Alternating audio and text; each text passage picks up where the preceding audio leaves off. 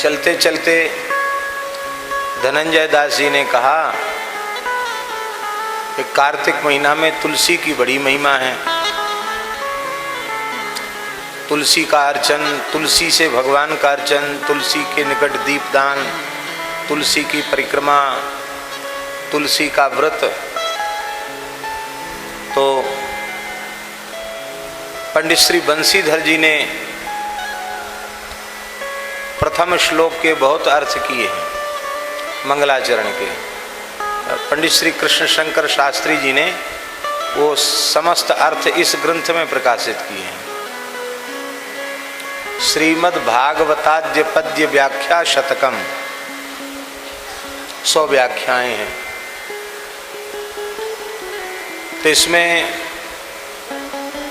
तुलसी परक अर्थ भी किया है।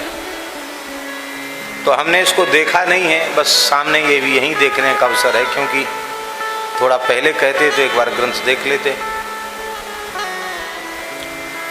तो आज तुलसी जी की महिमा। वैसे श्रीमद् भागवत के महात्म्य पुरुषोत्तम मास में, तुलसी में, गऊ में, ब्राह्मण में,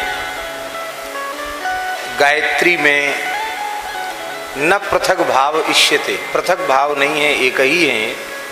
इसलिए तुलसी कृष्ण स्वरूप होने के कारण मंगलाचरण में उनका स्मरण किया गया।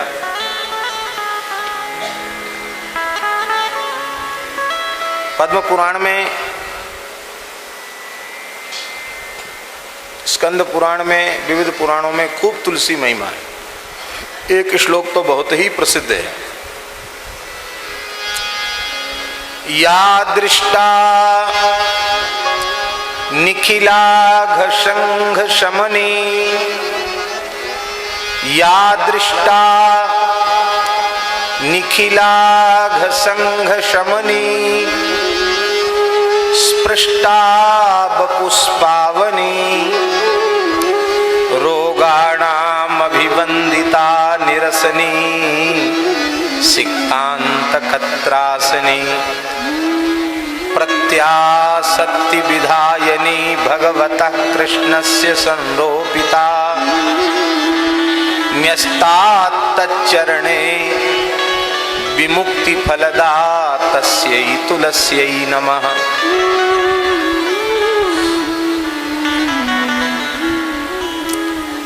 या दृष्टा निखिलाघ संघ शमनी, दर्शन मात्र से संपूर्ण अघसंघ का शमन करती है तुलसी। संपूर्ण पाप समूह का शमन कर देती दर्शन मात्र से। स्पर्श से शरीर को पवित्र कर दी, स्पृष्टा बपुष्पावनी। इसलिए बिना तुलसी धारण के भगवत विग्रह का स्पर्श नहीं करना चाहिए, ऐसा भी शास्त्र वचन है। ये शरीर मलमूत्र का भांड है। पर्याप्त जल मृत्तिका आदि से शुद्धि करने के बाद भी ये मलमूत्र का भांड तो रहेगा ही। मलमूत्र ही उसका जीवन है, इसी से टिका हुआ है। तो कितना धो मांजो, शुद्ध होने वाला नहीं है।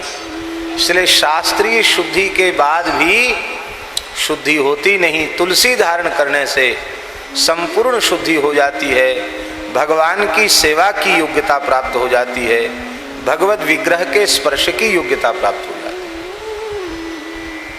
स्पृष्टा बपुष्पावनी, रोगाणाम अभिवंदिता निरसनी, सिक्तांत कत्रासनी।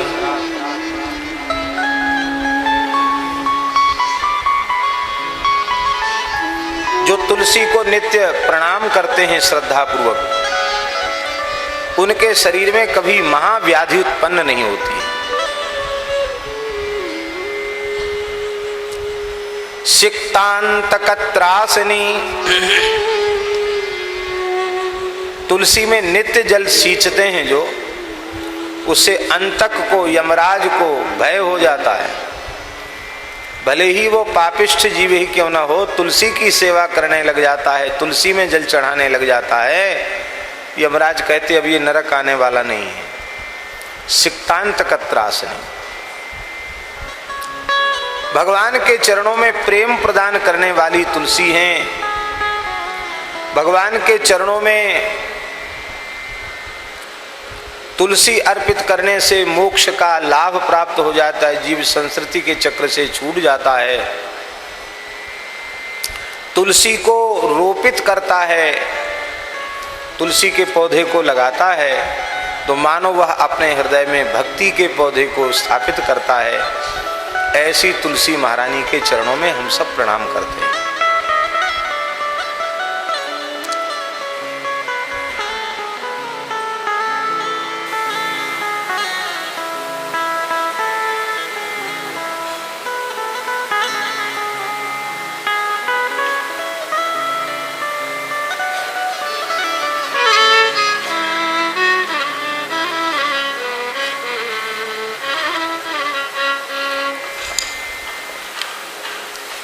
श्री तुलसी महारानी की जय।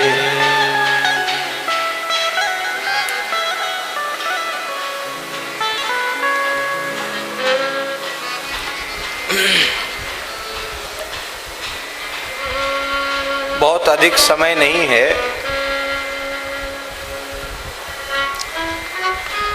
जन्माद्यस्य तोन्मयादितरतश्चार्थे सुविज्ञ स्वराट तेने ब्रह्म हृदय आदि कवये मुह्यन्ति यत् सूरयः तेजो वारि मृदाम यथा विनिमयो यत्र त्रिसर्गो मृषा धामना स्वेन सदा निरस्त कुहकम सत्यम परम धीमहि। इसी का अर्थ तुलसी जी में घटित करना है, बस इतना सा समझ लीजिए।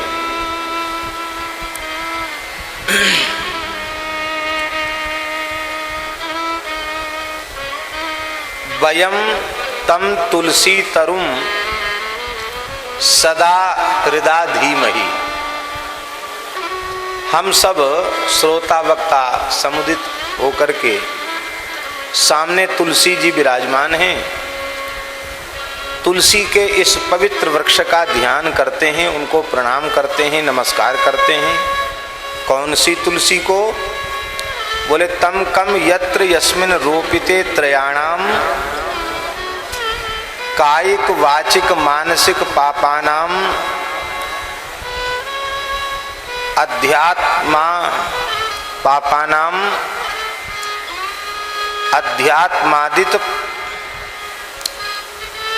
अध्यात्मादि तापत्रयाणाम वा सर्ग उत्पत्तिर्मृषा।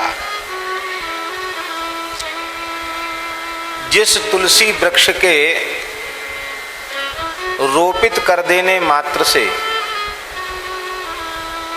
अर्थात तुलसी वृक्ष को पौधे को लगा करके उनकी सेवा आरंभ कर देता है जो तुलसी का भक्त, तो उसके कायिक वाचिक मानसिक पाप, उनकी उत्पत्ति मृषा हो जाती। मृषा होने का मतलब उनकी उत्पत्ति ही नहीं होती है। कायिक वाचिक मानसिक त्रिविध पापों से वह विनिर्मुक्त हो जाता है और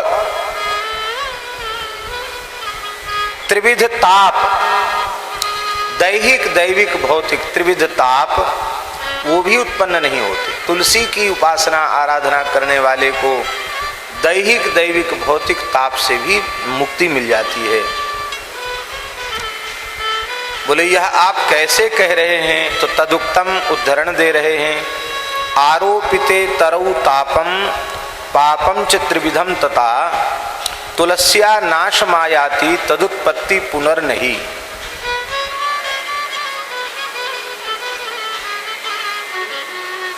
नहीं विराज जाए, भले ही इसके पीछे वाले में विराजे, कोई आगे आएंगे तो उनको वहां बिठा देंगे।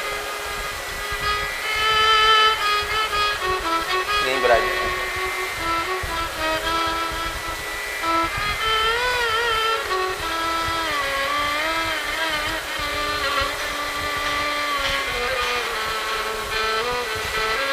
ये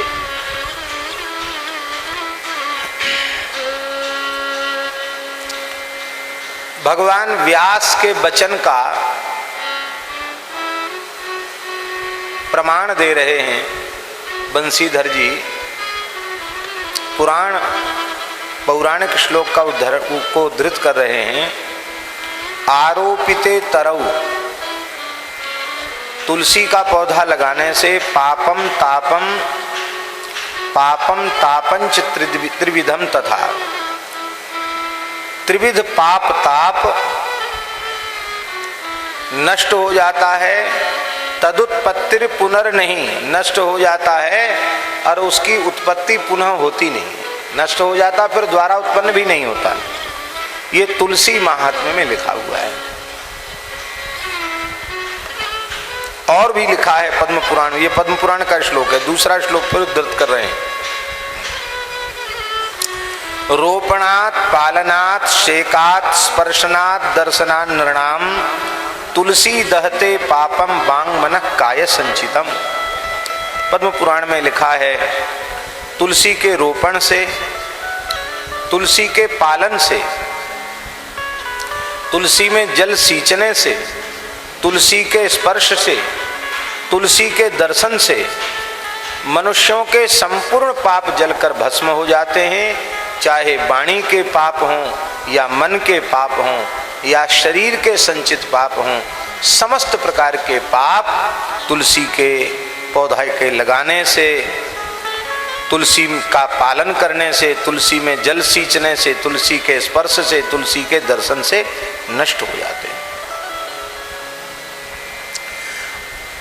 दूसरा भाव दे रहे हैं, यदवा यत्र त्रयाणाम पत्र पुष्प काष्ठादीनाम सर्गो अमृषैव, यत्र त्रिसर्गो मृषा।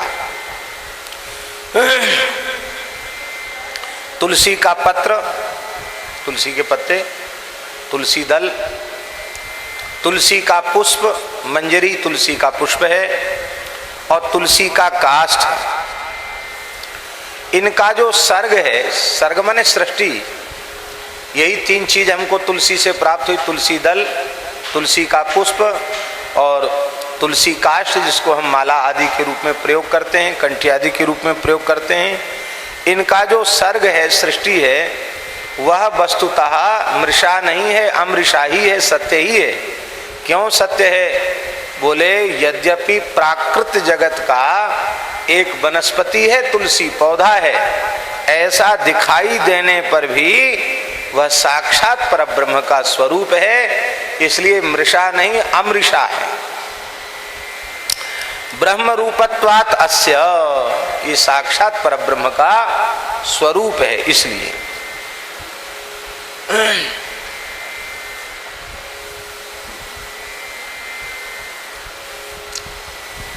तुलसी दल रूपेण साक्षात ब्रह्म ही वर्तते। यह श्लोक स्कंद पुराण और पद्म पुराण में एक जैसा है। भावांतर तो अर्थांतर तो नहीं है, शब्दांतर भी नहीं, एक जैसा श्लोक है। तुलसी दल रूपेण साक्षात ब्रह्म ही वर्तते, प्रतीति ही पत्र पुष्पादेर मायैव न चान्यते इति स्कंद पाद्मयो हो। स्कंद और पद्म पुराण में ऐसा लिखा है।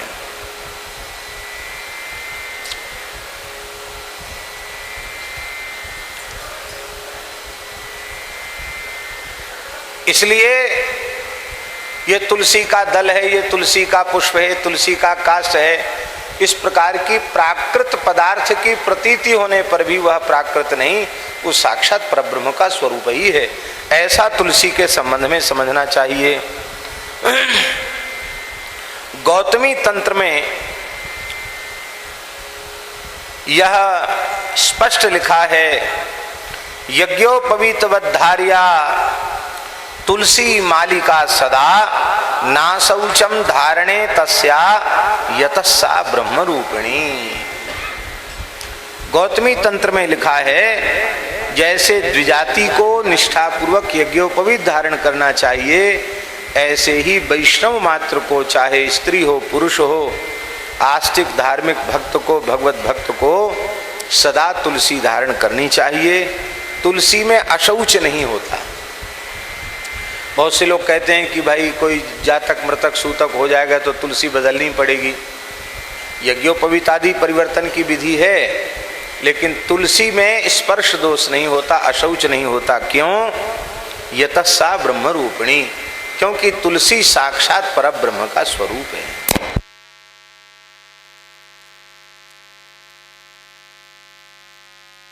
सूतक हो, मृतक सूतक हो, ग्रहण पड़ जाए तो यज्ञोपवीत बदलना पड़ेगा, लेकिन तुलसी की कंठी बदलने की आवश्यकता नहीं है। तुलसी सदा पवित्र रहती है।